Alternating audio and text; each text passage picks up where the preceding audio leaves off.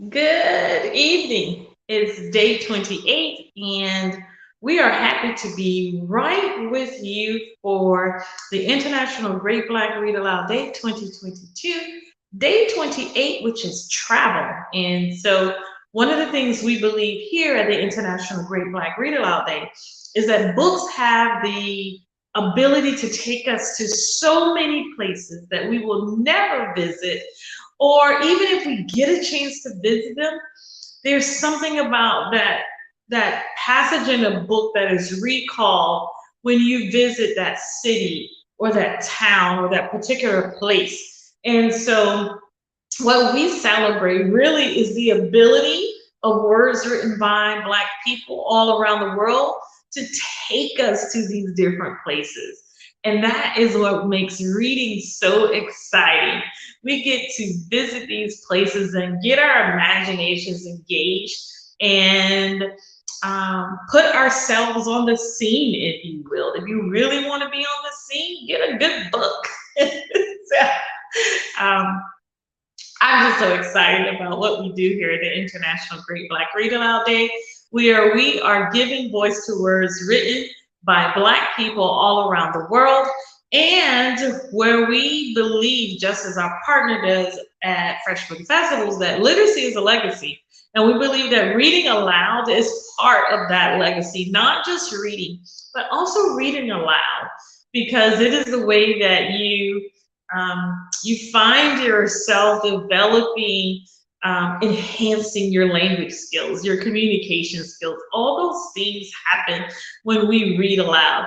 And so our ability to travel through a book is astounding. And we are excited about today, which is day 28, travel. And we want you to know what you need to do is that you need to subscribe to our website. Look right down there, right down there.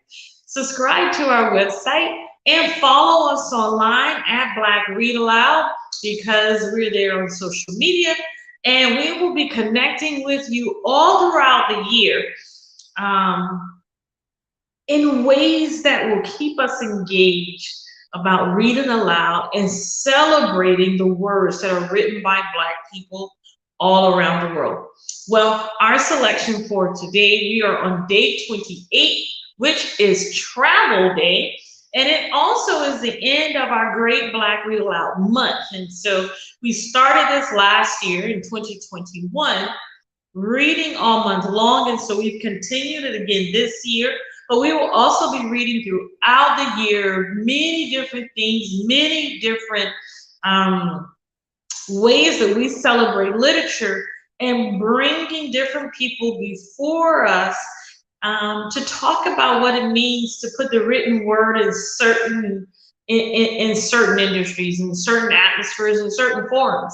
And so we're really excited about what we have planned for this year for you, our listeners, at the International Great Black Read Aloud Day 2022. Well, it is Travel Day, and so our selection for today is Behind the Mountains by Edwidge Dandicat. Dandicat, I'm sorry. There is our cover, as we always like to show. And we are going to be reading from the section called Bonjour Haïti. And in this, we will read from October 20th, and I happened to pick that one for a very special reason. So we're going to read from Friday, October 20th. And our main character is Celian, and so this is her entry. My closest friend in school is a girl named Therese. Therese and I are together so much that some of the other pupils think we are sisters. We are both tall for our age, taller than all of the boys, especially a boy named Pouchon, who is always mad at me because I'm usually first in the class, while he is in second place behind me. I am flattered to be mistaken for Therese's sister because she is pretty. Everyone, even Pouchon, thinks so.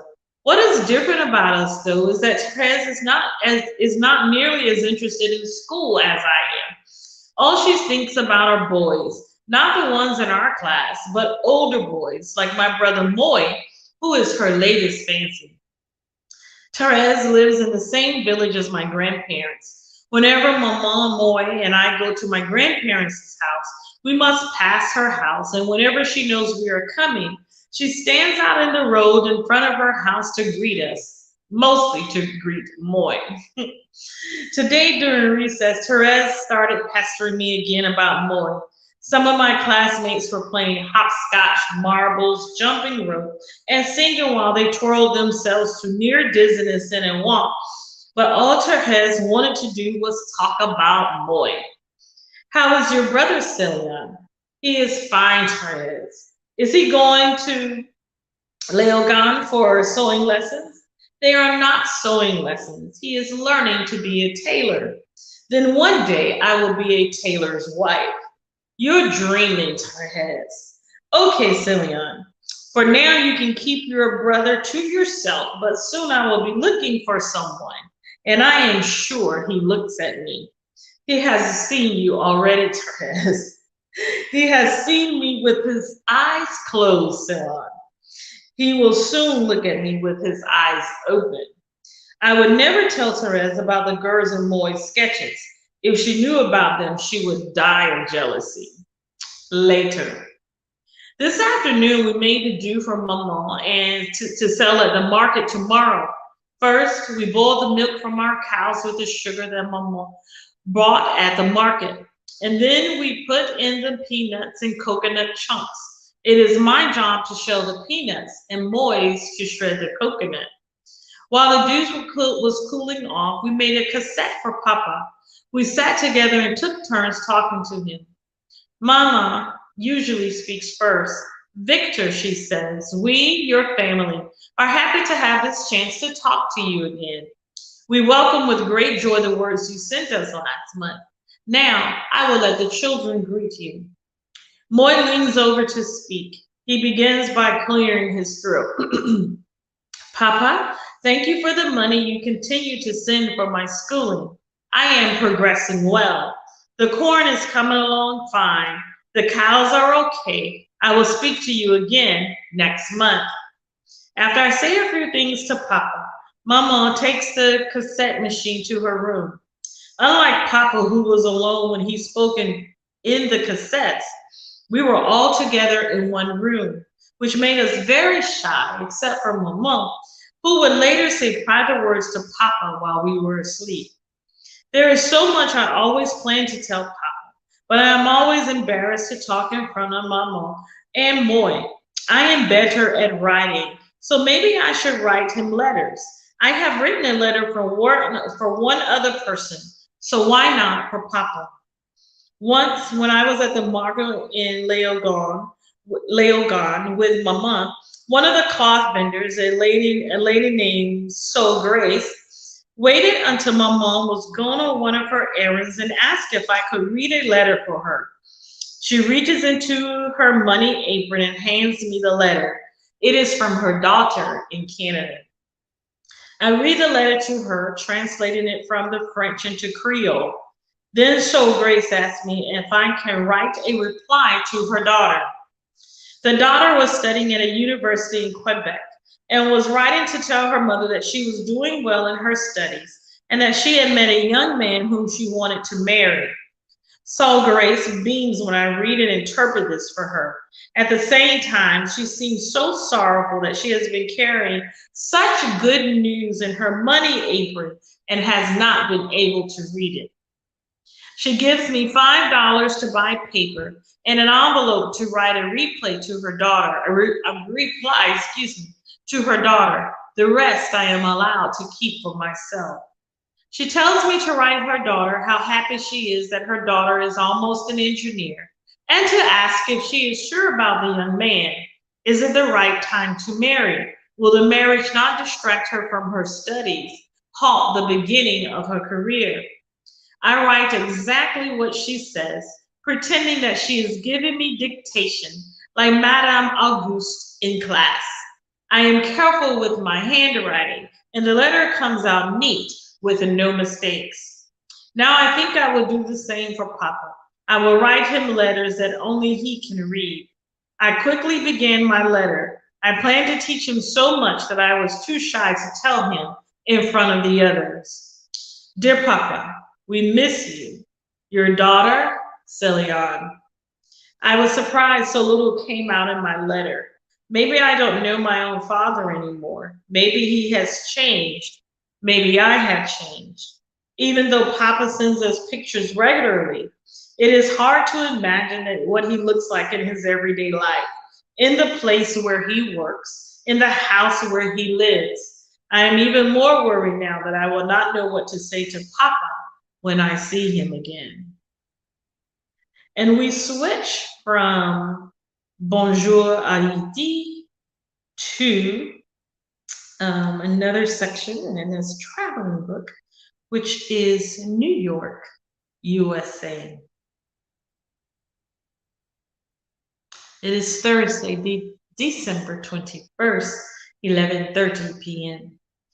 I must write this before I sleep because I never want to forget it as long as I live. Our first moment with Papa. It worked. The pact I made with myself worked. As soon as I saw Papa, I knew everything would be all right, that things would fall in place, that we would be okay. We heard him before we saw him, a deep voice calling our names. We looked around everywhere trying to find him. Then all of a sudden, he was right there, a few feet away. He hadn't changed much except for some gray hairs and a beard he hadn't had before. I rushed to him and grabbed him, almost coming up to his chest, which was a little strange since the last time I saw him, I was only as tall as his belly. I couldn't believe he was close enough for me to smell the scent of fresh soap on him, to touch him, to hold him, to see his smile. When my mom embraced him, she ended up embracing us both. Squeezed between the two of them, I could hear her sobbing. I removed myself from between them to give Moy a chance to say hello. Moy and Papa shook hands over Mama's shoulder. My mom had that look in her eyes too, the look she has only when Papa is around. Her eyes were shining as though there were little bits of stars in them. It was as if every sad moment she had lived through these past 5 years, every second that she spent missing Papa, had been erased from her memory. She was so happy that even if I still had some doubts, her smile, the tears of joy overflowing out of her eyes, would have taken them away. A man came forward. It was Papa's friend Frank. My mom greeted Frank and thanked him for everything he's done for us. Welcome to the 10th department, Frank said. Haiti is made up of 9 geographical regions, or départements, and those living abroad in the diaspora are considered part of a 10th one. This has been our selection today for travel, and books take us places. So where will you travel next? We have read from our selection today, which is Behind the Mountains by Edwidge Dandicat. It is based in Haiti, but it also is a traveling book. It travels to New York. And there is quite the journey with our main character, Celion, and her family. And so it's travel day. We want to remind you that we have been reading aloud all month, and it has been a wonderful month. We have had others to read, and we will post all of those on our website and upload those to our YouTube channel as well to ensure that you have the best access to what we are doing here at the International Great Black Read Aloud Day 2022. And we will see you tomorrow. Well, no, we won't see you tomorrow. We will see you soon in this upcoming month of March. We have several things planned because there are things that are being celebrated this month. And we want to do what we do here at the International Great Black Read Aloud Day, and that is giving voice to words written by Black people all around the world. We are so excited about what is happening here.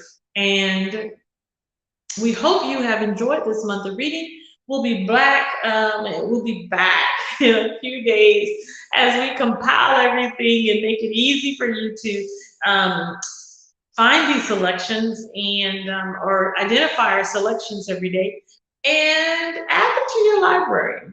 There are so many books out here written by Black authors all around the world, and we want to encourage you to read aloud. Let's read aloud, y'all, and we will see you next. We will see you in a few days for something new at the International Great Black Read Aloud Day 2022. Our selection for today has been Behind the Mountains by Edwidge Dandicat in a book that starts in IED and travels just as a good book will have you do in your imagination. You will travel. We'll see you next time. Bye bye.